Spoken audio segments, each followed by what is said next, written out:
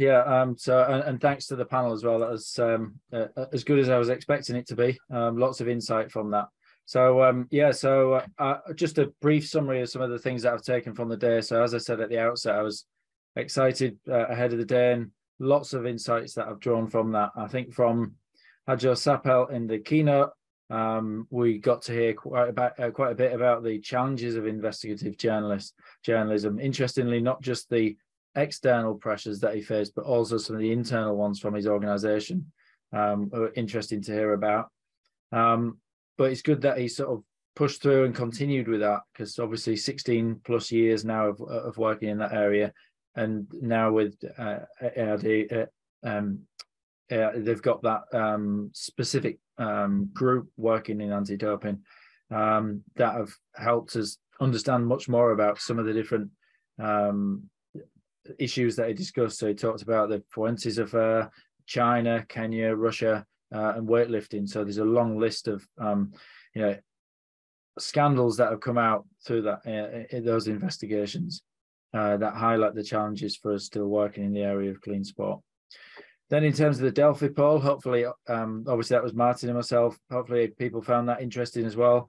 I think we've successfully identified some of the specific needs for clean sport for para-athletes and athlete support personnel. I think the big challenge now is to try and make sure we've got the policy change and also the resources that are required to ensure that that's sort of those recommendations are incorporated within the current delivery of education. And just now with the panel, I could sort of pick out probably quite a few, but I'm going to limit myself to three. Early in the discussions, I found the links that were talked about between clean sport and athlete welfare and safeguarding. I thought that was an interesting one, saying that, if we frame it more around welfare and safeguarding, then maybe that would be helpful. Also, how athlete support personnel and some of their own experiences in terms of when they have their values challenged around some of these ethical issues. I found that interesting, and also how they've sort of faced up to those. And thankfully, successfully for those that we heard from today. And then highlighting one of the sort of dominant themes from across our projects, the importance of classification and the challenges around classification, and addressing those issues, I think were interesting for me. So just to move on in terms of tomorrow, so we've got three main sessions again. So we've got a keynote, we're opening with a keynote again with Professor Manfred Wegner, who's going to talk about the psychological and social demands for Paralympic athletes.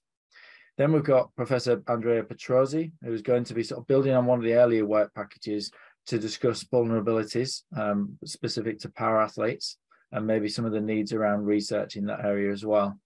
And then again, we'll have a panel discussion to finish, but tomorrow it's going to be a stakeholder panel discussion talking about some of the themes that came from our focus groups with para-athletes that I mentioned earlier. So we're going to hear the academic, the para-athlete and the practitioner voice within that panel discussion. So looking forward to that one as well. So it was great to see so many people at the event today, and hopefully you can all attend again tomorrow. And if you get a chance between now and then, try and promote it with your friends and colleagues, and remind them about tomorrow's event as well. Look forward to seeing everyone tomorrow.